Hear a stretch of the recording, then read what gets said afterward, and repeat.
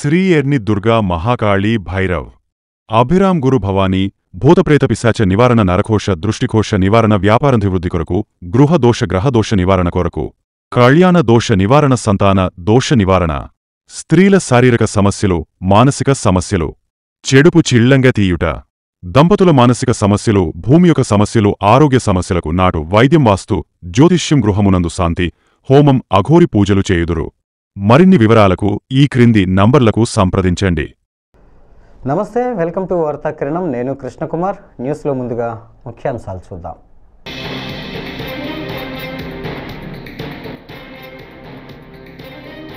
ఐసీటీకి ముఖేష్ అంబానీ 151 కోట్ల విరాళం.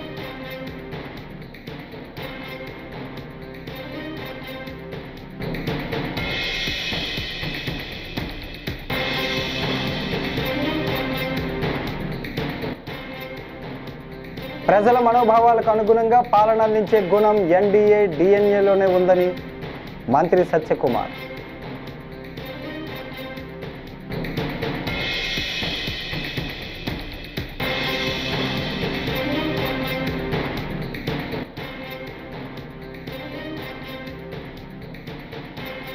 రాష్ట్రంలో రెడ్ బుక్ రాజ్యాంగంతో భయాందోళన సృష్టిస్తున్నారు. సజ్జల రామకృష్ణారెడ్డి ఆగ్రహం.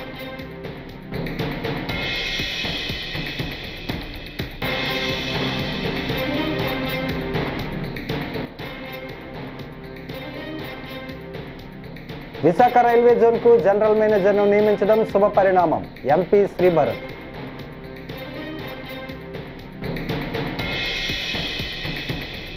ఇక డీటెయిల్స్ చూస్తే, తాను చదువుకున్న ముంబైలోని ఇన్స్టిట్యూట్ ఆఫ్ కెమికల్ టెక్నాలజీ ఐసీటీకి Reliance Industries chairman Mukesh Ambani 151 కోట్ల భారీ విరాళాన్ని ప్రకటించారు.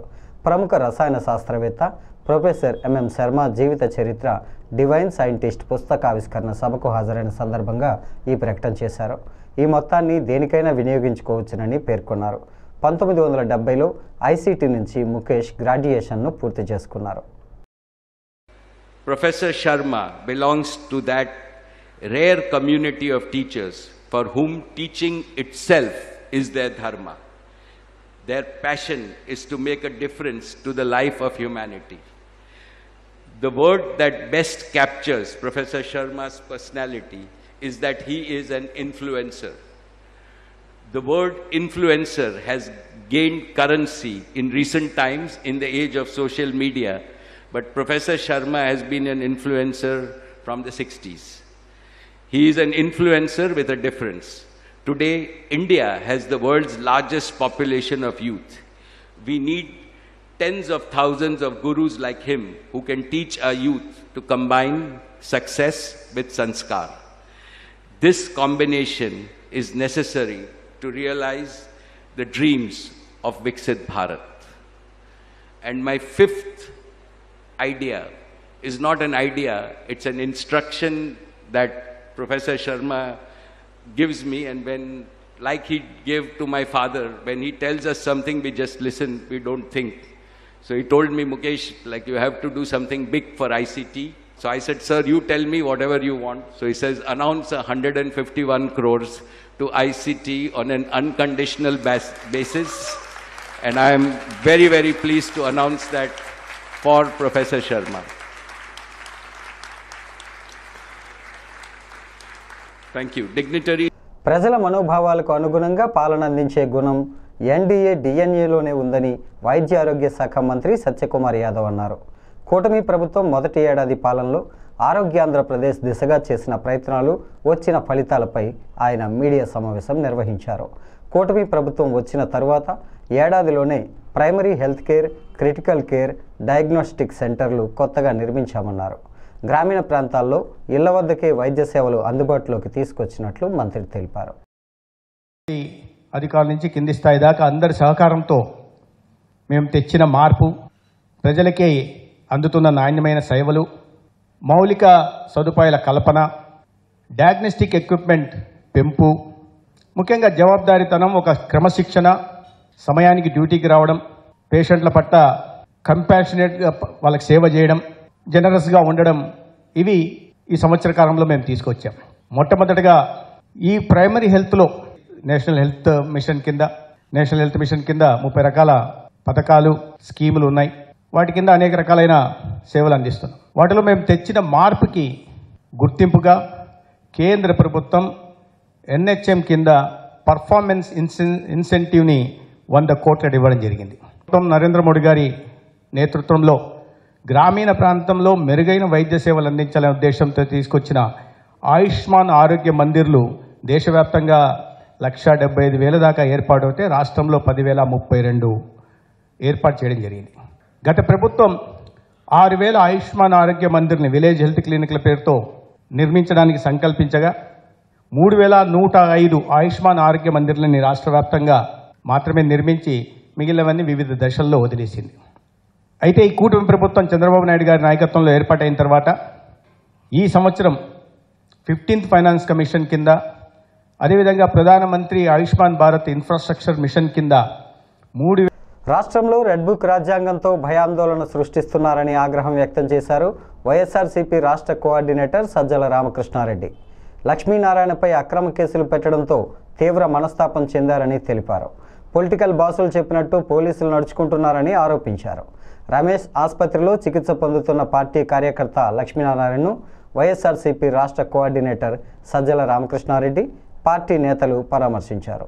అనంతరం సజ్జల రామకృష్ణారెడ్డి మీడియాతో మాట్లాడుతూ చంద్రబాబు నాయకత్వంలో కూటమి ఏర్పాటై ఏడాది అయ్యింది. ఎన్నికలకు ముందు వారి పాలన డిఫరెంట్గా ఉంటుందన్నారు. రెడ్ బుక్ రాజ్యాంగం అమలు చేస్తున్నారని మండిపడ్డారు.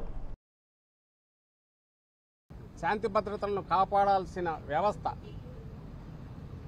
పొలిటికల్ బాసెస్ చెప్పినట్టు దానికి అనుగుణంగా మారితే ఆ తర్వాత అదే చట్టాన్ని చేతిలోకి తీసుకుంటే పరిస్థితి ఎంత ఘోరంగా ఉంటుందంటే ఒక క్రిమినల్ గ్యాంగ్కు యూనిఫామ్ వేసినట్టు ఉంటుంది అని అన్నారు. దాన్ని కోట్ చేస్తూ మళ్ళీ NHRC ఈ మధ్య ఒక జడ్జిమెంట్లో చెప్పింది. దానికి 200% ఎక్కువ ఈరోజు ఇక్కడ పరిస్థితి కనపడుతుంది. ఈరోజు మేము ఇక్కడికి వచ్చి చూసిన వ్యక్తి లక్ష్మీనారాయణ అనే వైఎస్ఆర్సీపీ సానుభూతి పరదు. ఏ పార్టీ సానుభూతి పరదో ఏ పార్టీ కార్యకర్త కూడా ఇక్కడ ఇష్యూ కాదు. దీంట్లో క్యాస్ట్ను కూడా తీసుకొచ్చాడు. ఎవడు తెచ్చినోడు పొలిటికల్ లీడరో ఇంకోడో లేకపోతే కుల సంఘం నాయకుడో కాదు, ఓ DSP. ఈ సాక్షాత్తు ఈయన వీడియోలో చెప్పిన మాటల్లోనే వస్తుంది. నువ్వు ఫలానా కులం వాడివి కాదా, ఈ పార్టీతో ఎట్టున్నావు. DSPకి ఏం పని నాకు అర్థం కావట్లేదు. అసలు DSP పంచాయతీ చేయడం ఏంది? 50 ఏళ్ల క్రితం వినేవాళ్ళం ఇట్లాంటివి. ఎమర్జెన్సీ ఆ తర్వాత ఎక్స్ట్రీమిజం మొదలయ్యాక పోలీసులకు ఎక్స్ట్రాడినరీ పవర్స్ ఇచ్చాక వాటి ముసుగులో వాళ్లే సొంతంగా జడ్జిమెంట్లు ఇవ్వడం, వాళ్లే పంచాయతీలు చేయడం, వాళ్లే శిక్షలు వేయడం మొదలయ్యారు. అలాంటిది నుంచి ఊపిరి పీల్చుకుంటూ ఒక 10-15 ఏళ్ళుగా పోలీస్ అంటే ఫ్రెండ్లీ, సిటిజన్ ఫ్రెండ్లీ పోలీస్ అనేది కాన్సెప్ట్ వచ్చి బాగా ముందుకు పోతున్న దశలో జగన్మోహన్ రెడ్డి గారి ఆధ్వర్యంలో దాన్ని పూర్తి 100% ఇంప్లిమెంట్ చేస్తున్న దశలో దాని నుంచి ఒక్కసారి తిప్పి మళ్ళీ 50 ఏళ్ళ వెనక్కు ఒక అప్రకటిత ఎమర్జెన్సీ ఆ సిచ్యువేషన్ ఈరోజు కనపడుతుంది. నీ చేతిలో ఒక పవర్ఫుల్ వెపన్ ఉండి దాన్ని చట్టాన్ని ప్రొటెక్ట్ చేయడానికి ఇంప్లిమెంట్ చేయడానికి ఉండాల్సిన దాన్ని పొరపాటున కన్నా నువ్వు ఇటు తిప్పితే ఎంత ఘోరంగా ఉంటుందంటే, ఎందుకు క్వశ్చన్ చేసి ఎవడు ఇక్కడ క్వశ్చన్ చేయలేము. ఎవడైతే అరాచకం జరిగిన చోట ప్రొటెక్ట్ చేయాల్సిన వాడే తనే అరాచక శక్తి అయితే ఇంకెవరి దగ్గరికి పోతారు? ఇది బలమైన పొలిటికల్ పార్టీ కార్యకర్తలు నాయకులకి ఈ పరిస్థితి ఉంటే సామాన్యుడి పరిస్థితి ఏంది? నిన్నటికి నిన్న కాలేజీ శాతవాహన కాలేజీ అని కొట్టారు రాత్రికి రాత్రి. ఇష్యూ నాకు పెద్ద దాంట్లోకి పోనవసరంలా. ఒక 50-60 ఏళ్ళ నుంచి నడుస్తున్న ఎడ్యుకేషన్ ఇన్స్టిట్యూషన్ అది రాత్రి అర్ధరాత్రి పోయి కొట్టాల్సిన అవసరం లేదు. 10 రోజుల నుంచి నడుస్తుంది. కిడ్నాప్ కూడా అయ్యారన్నారు. ఒక పవర్ఫుల్ పొలిటికల్ లీడర్ టీడీపీకి చెందిన నాయకుడు కిడ్నాప్ చేశారు ఎమ్మెల్సీ అని అన్నారు. న్యూస్ వచ్చాయి. గవర్నమెంట్ ఏం చేస్తుంది? మొన్న తెనాలిలో జగన్మోహన్ రెడ్డి గారు కూడా మొన్న వెళ్ళి వచ్చారు. అక్కడ రోడ్డు మీద పెట్టి కొడుతుంటే ఎవరిని బెదిరిస్తున్నారు వాళ్ళు పోలీసులు? సామాన్య ప్రజల్ని. నవీన్ చంద్ర, రాహుల్ రవీంద్రన్, లావణ్య త్రిపాఠి ప్రధాన పాత్రల్లో నటించిన చిత్రం అందాల రాక్షసి. హను రాఘవపూడి దర్శకత్వం వహించారు. వారాహి చలనచిత్ర బ్యానర్పై సాయి కొర్రపాటి, SS రాజమౌళి నిర్మించిన ఈ చిత్రం 2012లో విడుదలై విజయం సాధించింది. జూన్ 13న ఈ సినిమా రిలీజ్ కానుంది. ఈ సందర్భంగా నిర్వహించిన ఇంటర్వ్యూల్లో రాహుల్ పలు ఆసక్తికర విషయాలను పంచుకున్నారు.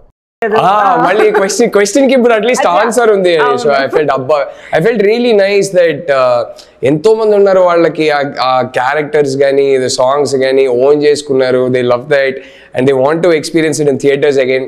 సో వాళ్ళందరికీ ఓకే June 13th అండి అని ఒక ఫైనలీ ఒక జవాబు ఉంది అనేది I felt very very relieved more than anything else. And then immediately మీరు చెప్పినట్టు all the nostalgia kicked in. Memories అన్ని మళ్ళీ గుర్తుకొచ్చాయి. ఇప్పుడు కూడా జస్ట్ ఇంటర్వ్యూ స్టార్ట్ చేసే ముందు అనుతో అదే మాట్లాడుతున్నా. So it felt really nice. నిన్న కూడా మా కొరియోగ్రాఫర్ అజయ్ గారు కూడా ఫోన్ చేశారు. అదే మన అందరికి ఎన్ని సినిమాలు చేసినా అదొకటి స్పెషల్ సినిమా రా మనకి. So I was very happy. నిన్నే నాకు నవీన్ చెప్పాడు ఇలా రిలీజ్ అని చెప్పి నాకు ఫోన్ చేశారు. So I think lot of us are reconnecting again. So and అంటే ఈ సినిమా మా అందరికి ఎంత స్పెషల్ అంటే, ఈ జర్నీ ఎంత స్పెషల్ అంటే most of us have stayed in touch, most of us have been good friends. Ram and Mona ఇప్పుడు నేను చేస్తున్న సినిమా వాళ్ళే ప్రొడక్షన్ డిజైనర్స్. సో డైరెక్షన్ చేస్తున్న సినిమా ద గర్ల్ ఫ్రెండ్ అని, దానికి వాళ్ళే production designers. So Hanu and I are working again. So we worked on Sita Ramam as well. So we most of us have kept in touch. So అది ఎప్పటికీ మాకు special cinema అండి. నాకైతే it's my identity. అంటే అందాల రాక్షసి లేకపోతే నాకు కెరియర్ లేదు, ఐడెంటిటీ లేదు, వైఫ్ కూడా లేదు. సో నాకు వైఫ్ ఇచ్చిన సినిమా. సో లైఫే లేదు అసలు. సో నాకు ఎంతో ఇచ్చిన cinema. I think for ever it will be my most special film. Gautam కి మిథున కనిపిస్తూ ఉంటుంది, కానీ రాహుల్ గారికి చిన్మయి వినిపిస్తూ ఉంటారు సినిమాలో. అబ్సల్యూట్లీ. విశాఖ రైల్వే జోన్కు జనరల్ మేనేజర్ను నియమించడం శుభపరిణామమని ఎంపీ శ్రీభరత్ అన్నారు. సందీప్ మాథూర్ రాకతో రైల్వే జోన్ హెడ్ క్వార్టర్స్ పనులు ఊపందుకుంటాయని ఆశాభావం వ్యక్తం చేశారు. 500 కోట్ల రూపాయలతో ఏడాదిన్నరలో వైజాగ్ రైల్వే స్టేషన్ను ఆధునీకరిస్తామని ఎంపీ వెల్లడించారు. ప్రెస్ మీట్ పెట్టడానికి ప్రధానమైన కారణం ఏంటంటే, మన సౌత్ కోస్ట్ రైల్వే జోన్కి ఒక జనరల్ మేనేజర్ అపాయింట్ చేయడం జరిగింది. త్వరలో ఆయన కూడా ఇక్కడికి వచ్చి రిపోర్ట్ చేసి అంత యాక్టివిటీస్ కూడా టేకప్ చేస్తారు.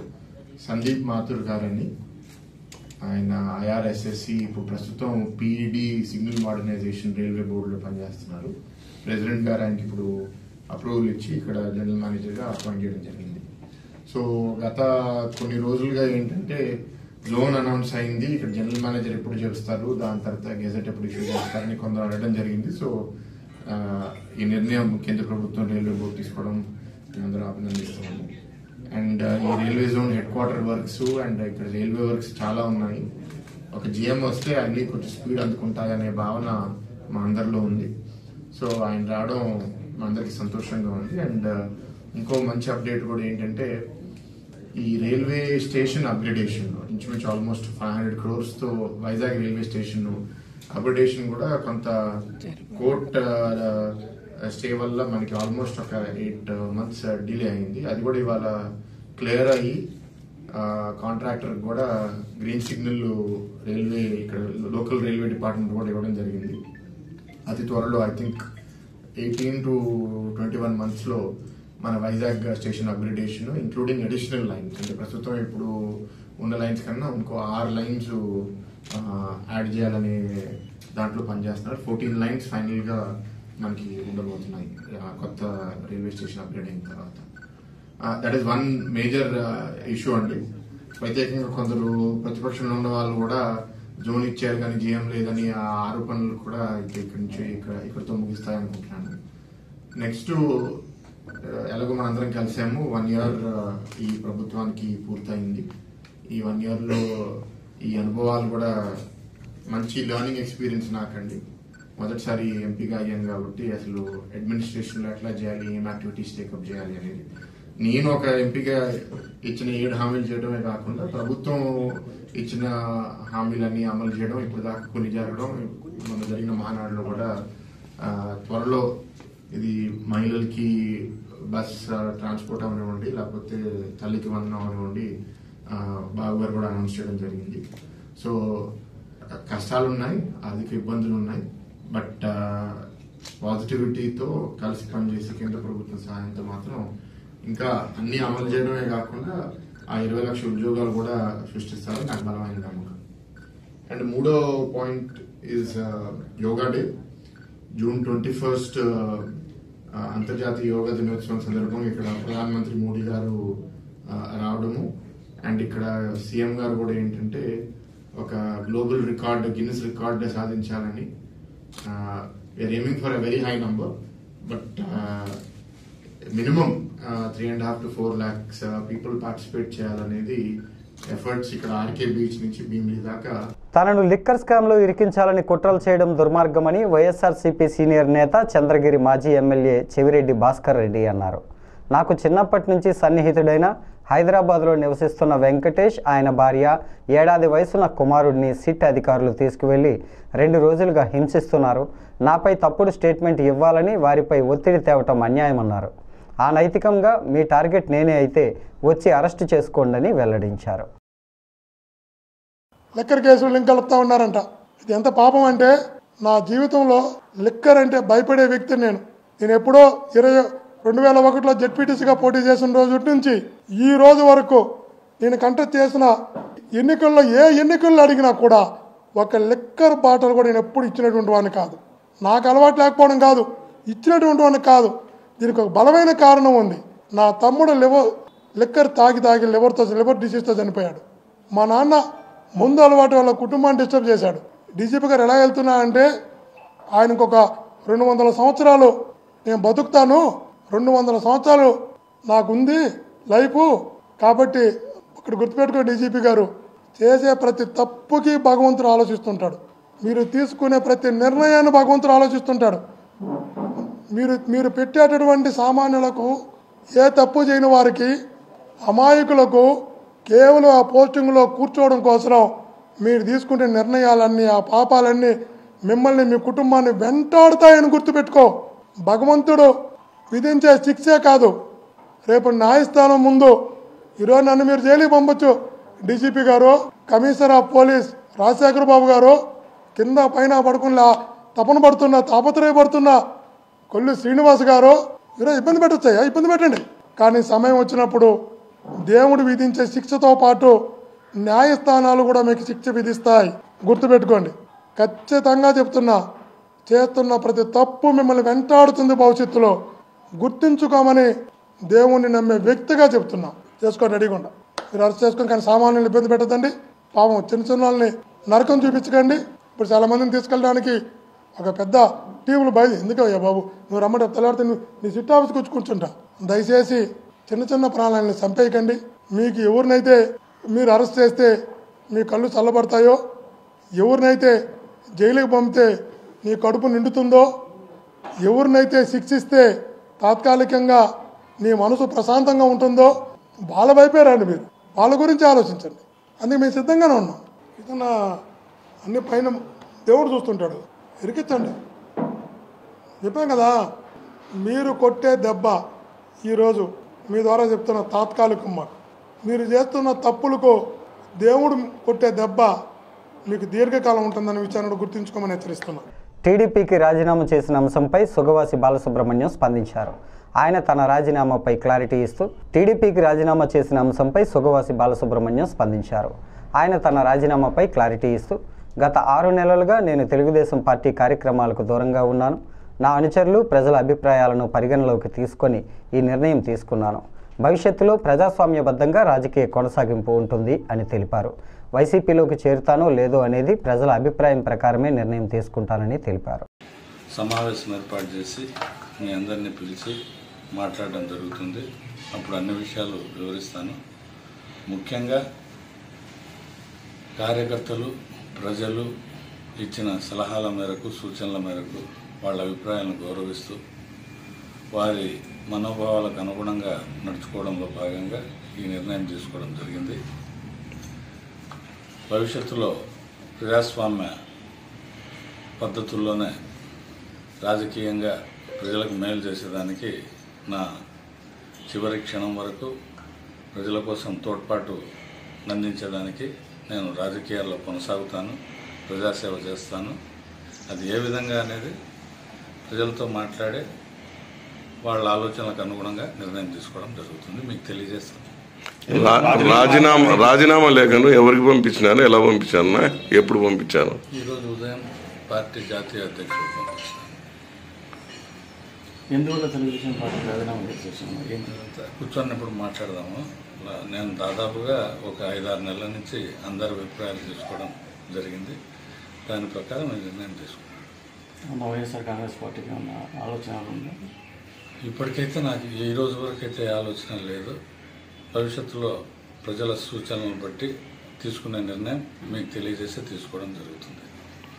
అన్న, మీరు ఇన్ఛార్జ్గా బాగా అక్కడ ప్రోగ్రాంలలో పాల్గొంటూ ఉన్నారు. మీకు పులివెందల ఎమ్మెల్సీ కానీ, రైచోటి మంత్రి కానీ, రాయంపేట చమర్తి కానీ ఇబ్బందులు పెట్టారా? అందుకే ఈ నిర్ణయం తీసుకున్నారా? అవన్నీ తర్వాత కూర్చున్నప్పుడు మీకు చెప్తాను. ఉన్నా నేను దాదాపుగా 5-6 నెలల నుంచి పార్టీ కార్యక్రమాలకు దూరంగా ఉన్నాను. నేను ఈ రాజీనామా నిర్ణయం మా తండ్రి జీవించి ఉన్నప్పుడు కూడా వారితో కూడా చర్చించడం జరిగింది. ఈ రాజీనామాకు వారి అనుమతి కూడా ఉన్నట్లే భావించవచ్చు. పెద్దనకు కూడా చెప్పారు సార్, ముందు ఆల్రెడీ డిస్కషన్ జరిగింది. కర్నూలు జిల్లాలో రైతులకు రుణ సౌకర్యం కల్పించనున్నట్లు నూతన DCCB chairman D Vishnuvardhan Reddy అన్నారు. శుక్రవారం కర్నూలు డీసీసీబీలో మాట్లాడుతూ రైతులకు పొదుపు లక్ష్మి గ్రూపులకు తక్కువ వడ్డీ రుణాలు అందిస్తామని తెలిపారు. బ్యాంకును రాష్ట్రంలో మొదటి స్థానానికి తీసుకురావాలని సంకల్పించారు. కుమారుని మృతిని స్మరించుకుని ఉద్వేగానికి గురయ్యారు. ఎంపీ బస్తిపాటి నాగరాజు, ఎమ్మెల్యే దస్తగిరి ఈ కార్యక్రమంలో ఉన్నారు. 5 సంవత్సరాలు 26 సంవత్సరాల వయసులో ఉన్నప్పుడు కూడా ఎన్నో కష్టాలకు, ఎన్నో నష్టాలకు వ్యక్తిని చూశారు. తెలుగుదేశం పార్టీ స్థాపించినప్పుడు, ఎన్టీ రామారావు గారు పార్టీ స్థాపించినప్పుడు విష్ణువర్ధన్ రెడ్డి గారు కోడుమూరు నియోజకవర్గంలో ఈ అరాచక శక్తుల పాలనలో ప్రజల పక్షాన, అంటే ఎన్టీ రామారావు గారు బడుగు బలహీన వర్గాల పక్షాన పార్టీ పెట్టాడో వాళ్ళ పక్షాన ఈ అరాచక రాజకీయ శక్తులు కోడుమూరులో విజృంభించాయి. ఎందుకంటే కోడుమూరు నియోజకవర్గంలో చాలా ప్రతిష్టత ఉంది జిల్లాలో. ఎందుకంటే ఇక్కడి నుంచే ముఖ్యమంత్రిగా ఉంటారు, ఇక్కడి నుంచే రాజకీయం జరిగింది. కోడుమూరు నియోజకవర్గంలో ఎన్నో హత్యలు జరిగేవి. అటువంటి సందర్భంలో కోడుమూరు నియోజకవర్గంలో తెలుగుదేశం పార్టీ జెండాను ఆ రోజు కూడా నేను చెప్పినటువంటి అభ్యర్థిని ఫస్ట్ టైం మత్స్యకామిని గెలిపించిన చరిత్ర కూడా తర్వాత ఎన్నో ఆటుపోట్లు రాజకీయ రంగంలో ప్రజల మద్దతు ఉన్నటువంటి వ్యక్తిను, ప్రజల పక్షాన ధర్మం కొరకు బలహీనులను ఆలోచించకుండా పోయే వ్యక్తిను ఎన్నోసార్లు పార్టీ నేను మారాలని కాదు, పార్టీలకు లాలూచి పడే వ్యక్తిని కాదు, ప్రజల పక్షాన ఒక నాయకత్వం వహించాలనుకున్నప్పుడు ఎవరైతే తెలుగుదేశం పార్టీకి మొట్టమొదటి నుంచి ఎన్టీ రామారావు ఆశయాలకు ఉన్నటువంటి వాళ్ళు నేను ఏ నిర్ణయం తీసుకున్నా నా గౌరవాన్ని ఈరోజు ఎంత ప్రేమ ఆదరాలు చూపించినటువంటి కోడుమూరు నియోజకవర్గం అయితేనేమి, కర్నూలు పట్టణం అయితేనేమి, పాణ్యం నియోజకవర్గం అయితేనేమి. ఎందుకంటే ఈ కోడుమూరు నియోజకవర్గం ఈ 3 నియోజకవర్గాలకు హెడ్ క్వార్టర్స్ ఉంది. ఇక్కడ బలంగా పార్టీ ఎప్పుడైతే గెలిచిందో అప్పుడే ఈ 3 నియోజకవర్గాలు అయితేనేమి జిల్లాలో కూడా అత్యధిక స్థానాలకు అవకాశం ఉండేది. ఇక్కడ బలమైన నాయకత్వం ఉంది. ఈ నాయకత్వమే ఎలక్షన్లో కూడా చూపించారు.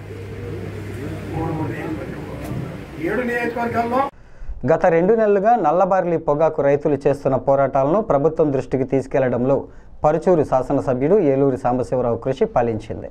శనివారం ప్రభుత్వం ఆదేశాల మేరకు పరుచూరు వ్యవసాయ మార్కెట్ యార్డులో కొబ్బరికాయ కొట్టి నల్లబర్లీ పొగాకు తొలి కొనుగోలును శుక్రవారం మార్క్ఫెడ్ ఎండి కరుణశ్రీ ప్రారంభించారు. సహకార సంఘాలను మరింత బలోపేతం చేస్తామని, లాభాలలో రైతులను భాగస్వాములుగా మారుస్తామని అన్నారు. నూతనంగా డీసీసీబీ చైర్మన్ ధనంజయ రెడ్డిని ఘనంగా సన్మానించారు.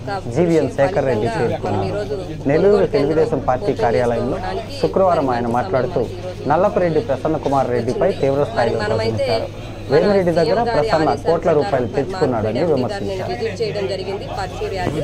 అలానే కలెక్టర్ గారు కూడా ఆదేశాల ప్రకారం మరి మనం ఈ యొక్క 4-5 సెంటర్ల ప్రొక్యూర్మెంట్ కేంద్రాలను మనం ప్రథమంగా గుర్తించడం జరిగింది. మొదటిగా మరి పర్చూరి యార్డు అన్ని విధాలా అనుకూలంగా ఉన్నదని ఈరోజు మనం రైతుల యొక్క వాళ్ళ యొక్క అభిముఖాన్ని బట్టి ఈరోజు మనం ప్రాథమికంగా ఓపెన్ చేయడం జరిగింది. పూర్తి స్థాయి కొనుగోళ్లు మనం ఒక 10-15 రోజుల్లో మనం కొనుగోలు చేసి ప్రతి రైతుని యొక్క పొగాకును మనం కొని వాళ్ళ డిస్ట్రెస్ని ప్రొటెక్ట్ చేయడానికి మార్కెట్ ఇంటర్ఫియర్ అవుతుంది. కాబట్టి ఈ పత్రికా ముఖంగా రైతులందరికీ తెలియజేస్తున్నాం. Thank you. ఈ వార్తలు ఇంతటితో సమాప్తం. నమస్కారం.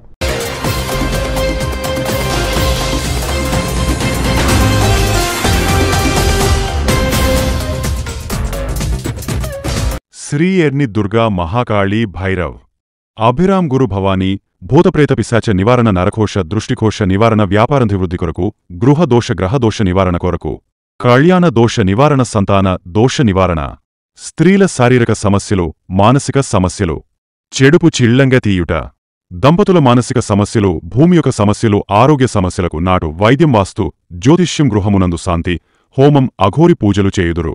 మరిన్ని వివరాలకు ఈ క్రింది నంబర్లకు సంప్రదించండి.